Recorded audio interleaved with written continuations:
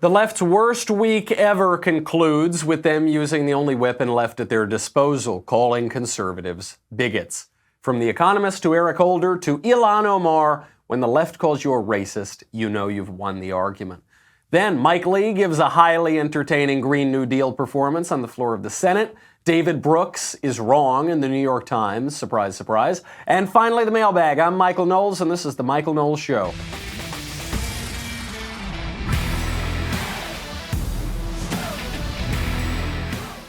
What a week, but all good things must come to an end, and the way that the left is ending their week is by using their last resort, their last ditch, when they have no argument, they have no evidence, they have egg on their face for 2 years. What do? They call you a bigot. We will get to those very sad strategies, but first, let's make a little money, honey, with Purple Mattress. Oh, I've got a little Purple Mattress story. So sweet little Elise is out of town, and so I've got this giant, beautiful California King Purple Mattress all to myself. Look, it's been a long week. I've been traveling a lot. That alarm goes off this morning. I could not bring myself to get out of my Purple Mattress. I snoozed, and it was absolutely lovely. Purple Mattress is what you've got to try to get a good night's sleep. The founders of Purple are these two brothers who have been developing cushioning technology for 30 years. Purple Mattress will feel different than anything you've ever slept on because it's not an inner spring, it's not a memory foam, it's this new technology. It's both firm and soft at the same time. How is that possible? I don't know. I couldn't tell you. I'm not a rocket scientist, but the people who designed Purple Mattress are rocket scientists. It is so nice. There's a 100-night risk-free trial. If you're not fully satisfied, you can return your mattress for a full refund, backed by a 10-year warranty, free shipping and returns. You're going to love Purple. Right now, my listeners get a free Purple pillow with the purchase of a mattress. That's in addition to the great free gifts they offer site-wide. Just text Knowles, Knowles, to 84888. The only way to get this free pillow is to text Knowles, Knowles, to 84888. Knowles, 84888. Message and data rates may apply. So I've got to give it to him. I held out for a long time, but Ben Shapiro's book, The Right Side of History, has topped #1 on the New York Times bestseller list. We've been going back and forth. We've been talking about this. You say, oh, your book was #1 on Amazon. Oh, that's good. Mine was #1 on Amazon for 11 days. But no, it's okay. No, but that's good. That's good. Now I thought there was no way that the New York Times was going to give it to him because they hate his guts, as we'll see in just 1 second.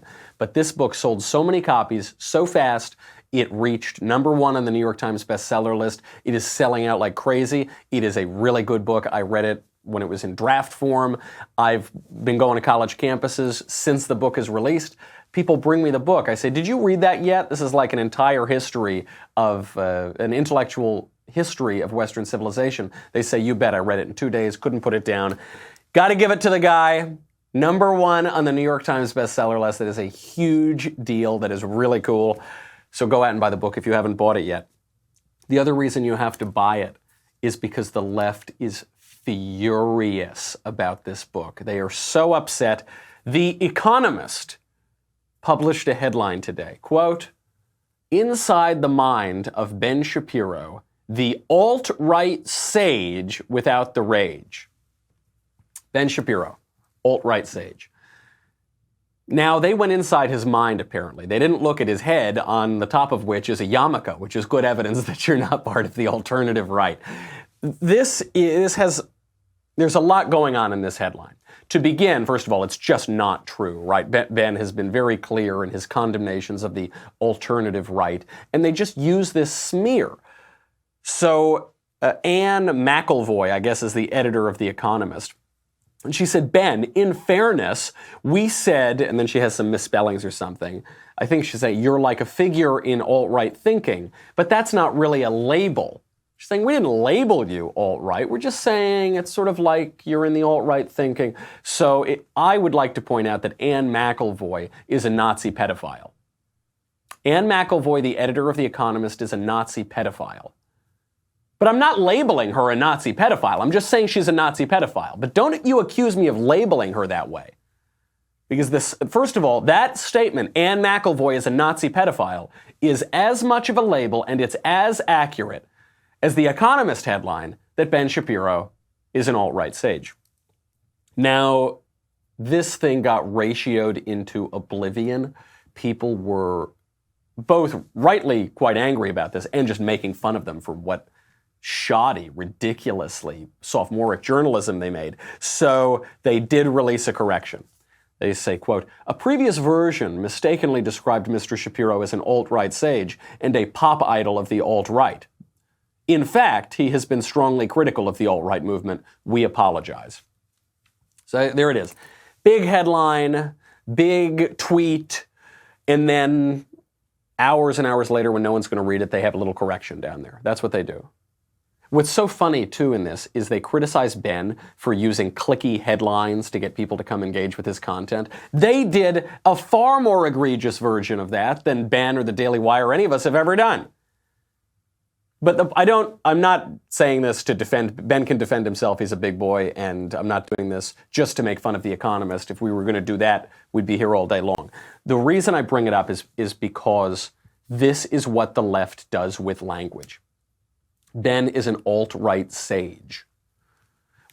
By the way that the left uses the term the alt-right, I guess he is. I guess anybody to the right of Hillary Clinton is alt-right.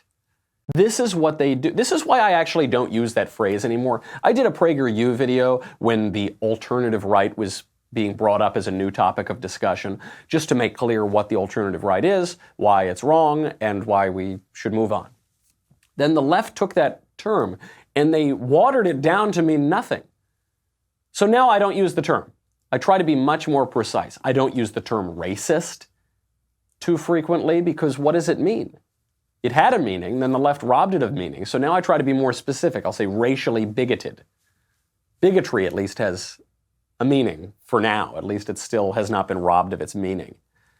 This is what the left does. The term alt-right has been robbed of its meaning. And it's too bad because there is an ideology that term once described, an alternative to conservative thought.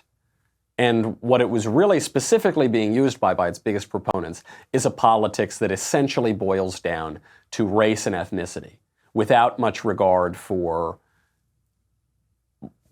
on the one hand, without much regard to values or traditional civic nationalism, whatever. Okay, that's one side of it. But where I really object is it's without regard to culture and religion and God.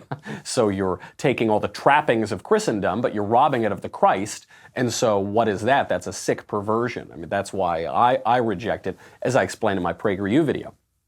Now that term has been robbed of any meaning, so I don't use it because I'm not going to give the left any opportunity. I mean, people say this. I hear this everywhere from left-wing commentators. They'll use it in passing conversation to dummies on the street. They'll say, this is alt-right, alt-right. You don't know what that is.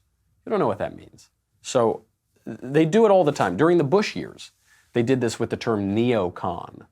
Do you remember? Some of you are too young to remember. All you'd hear during the Bush years, neocon, he's a neocon. Neoconservative once had a meaning. It was a movement popularized by by Irving Kristol, Bill Kristol's father. And it was described as liberals who were mugged by reality, socialists who were mugged by reality. This turn during the 1960s of people who would have called themselves liberals, some who were really far left, to see the realities of communism and international socialism to become more conservative, at least with the approach to foreign policy, and many of them came along with a conservative approach to domestic policy as well. This was robbed of meaning during the Bush years, and now the term is useless.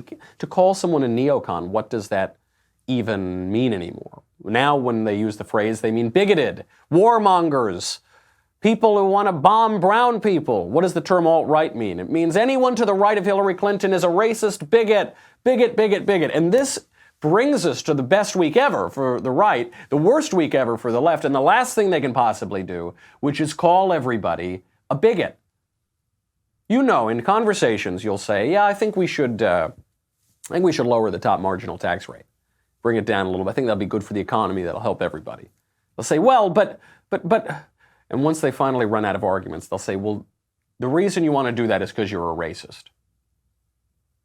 Well, yeah, I think we should modify our environmental policy. I don't think we should overregulate businesses too much. but you're a racist. That's always the bottom of the argument. And that's what you're seeing here. You're not just seeing it from The Economist, which can't argue with Ben, can't argue with the book, so they just call him a bigot. You see this with Eric Holder. Former Attorney General Eric Holder came out. He was doing an interview on MSNBC, and they were talking about the Mueller probe, the Russia investigation, the DOJ more broadly, and he couldn't defend his legacy. He can't defend 2 years of ridiculous hoax narrative on the so-called Russian collusion. So what does he do? He accuses everybody of racism. I'm thinking about the judges who assessed to Paul Manafort. And as you know, there were people who said, oh, well, one of the judges was good and the other wasn't. But both judges assessed him as this sort of courtly grandfatherly figure. Judge Jackson said that he didn't seem likely to re-offend. When Mr. Manafort had re-offended after his charges. And I thought, would any judge, and again, I don't want to single a single judge out, but would those judges be as likely to say that about a first-time young black male offender? You know, I don't want to talk about the judges, those judges in particular, but I do worry that judges, like all other Americans, carry with them implicit biases, and especially in the criminal justice sphere. How do you fix it?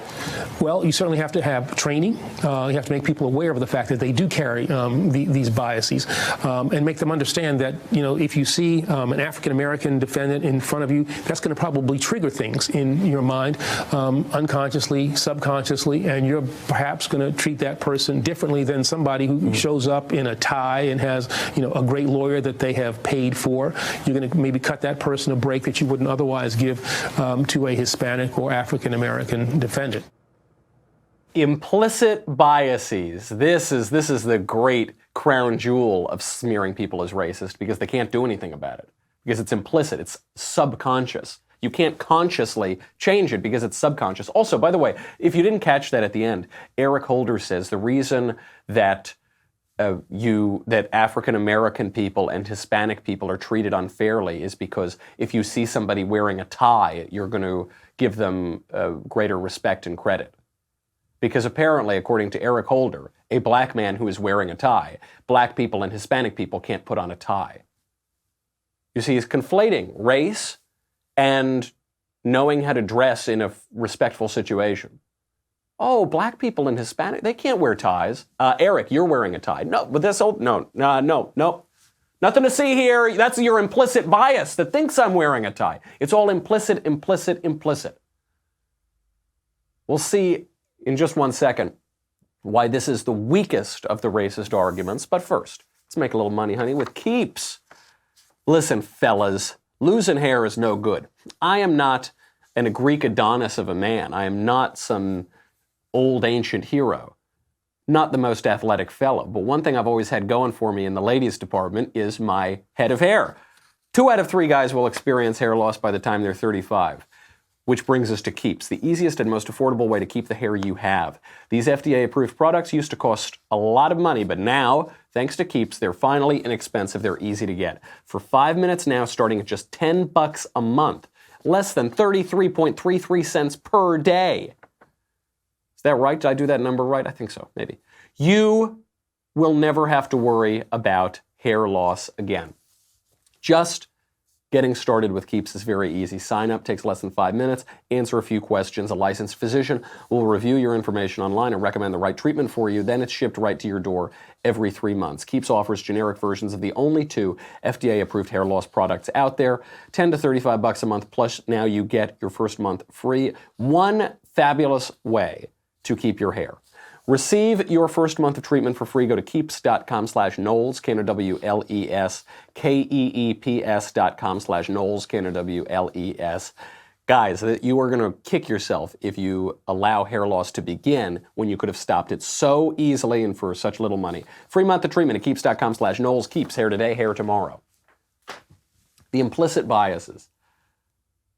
This is just, we're not aware of it. We're just kind of robots moving with our racial bigotry inside of us. That's why anytime the left loses, it's because of that, because of this mythical implicit bias. By the way, the studies on so-called implicit bias is very, very weak. Not a whole lot of evidence for this phenomenon.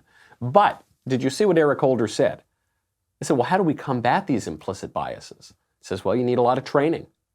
You need a lot of training. You need re-education. You need brainwashing. What this means is that in institutions that the federal government touches, that the left touches, you are going to have to go through mandated re-education and brainwashing of leftist ideology. And you see this everywhere. This happens all over. Anywhere that there is an institution in America with any relation to the left or the government, they have this. At universities, you have to go through mandatory trainings, diversity training, sensitivity training, implicit bias training. In corporate America, the same is true. Some of the things I see from my friends in the academy is absurd.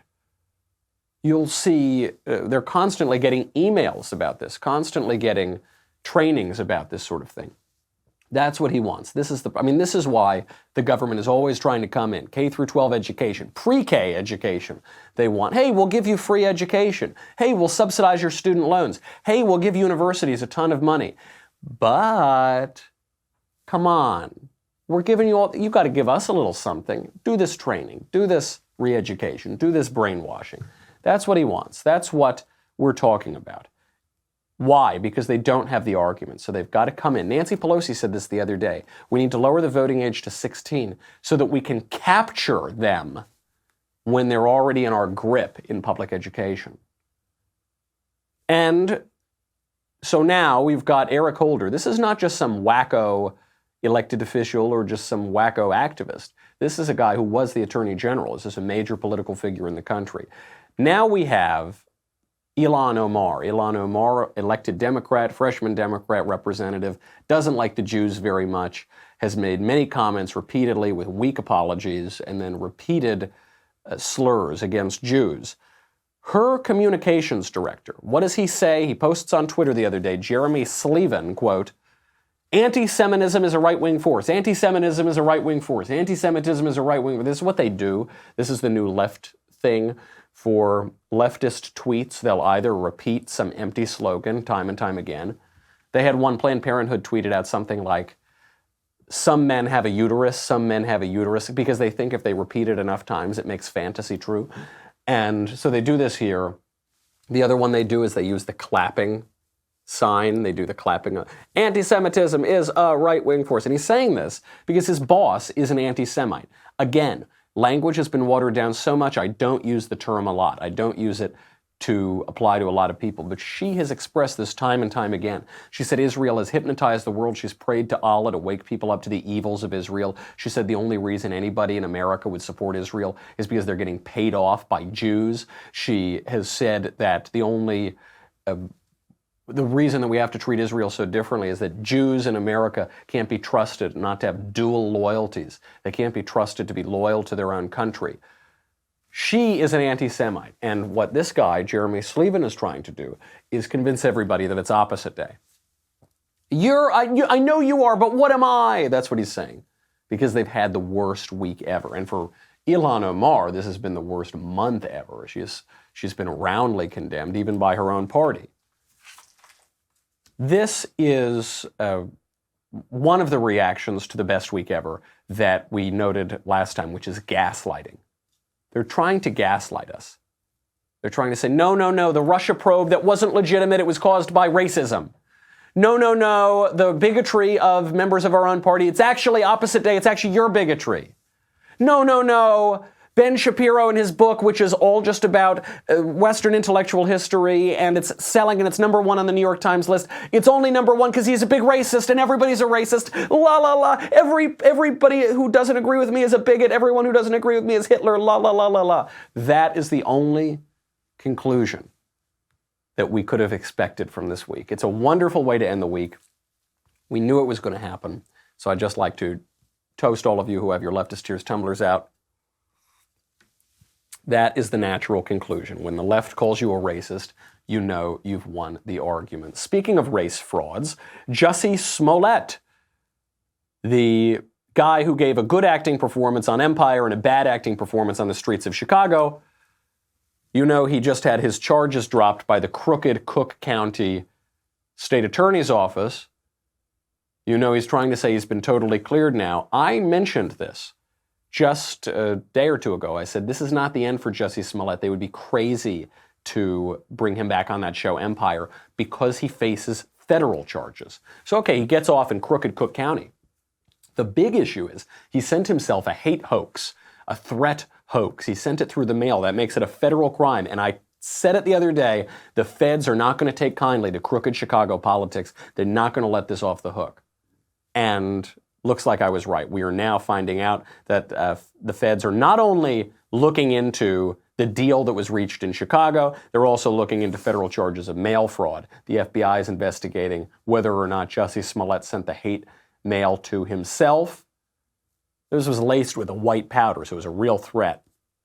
And if he is convicted of this, Jussie Smollett could face up to a decade in prison. What do they say? They get called out. Jussie Smollett called out as a total fraud, a total hoax. And he says, no, it's racism, it's anti-gay, I would never do that. And that works a little bit. It can work in the short run. It will not work in the long run. Reality eventually reasserts itself. We're seeing it again. And speaking of racial politics, this last one might be the most ridiculous part of the whole day. Stacey Abrams, who is a failed gubernatorial candidate in Georgia. Stacey Abrams, whose only job that she's ever had, as far as I can tell, is being in the Georgia state government. That's her only political experience.